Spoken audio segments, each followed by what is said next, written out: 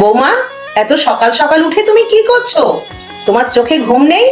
দিদি ভাই বলেছিল সকাল সকাল উঠে টিফিনটা বানিয়ে দিতে, খেয়ে বেরোবে। আচ্ছা, আমিও দেখাচ্ছি মজা। দিয়া, এই দিয়া, ওঠ। উফ, চিৎকার করছো কেন? জানো তো এত সকালে আমার ঘুম ভাঙে না।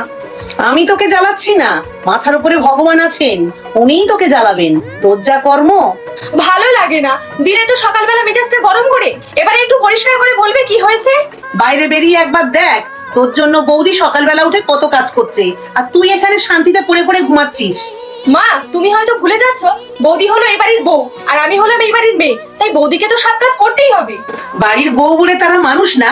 তাদের বুঝি কোনো কষ্ট নেই? আর কোথায় লেখা আছে যে বাড়ির বউদের সব কাজ করতে হবে? তুই বৌদির সাথে যে ব্যবহার করছিস, দেখবি একদিন তোর সাথেও এরকম হবে। একটু দেরিতে হলেও ভগবান ঠিক তার কর্মফল ভোগ করায়।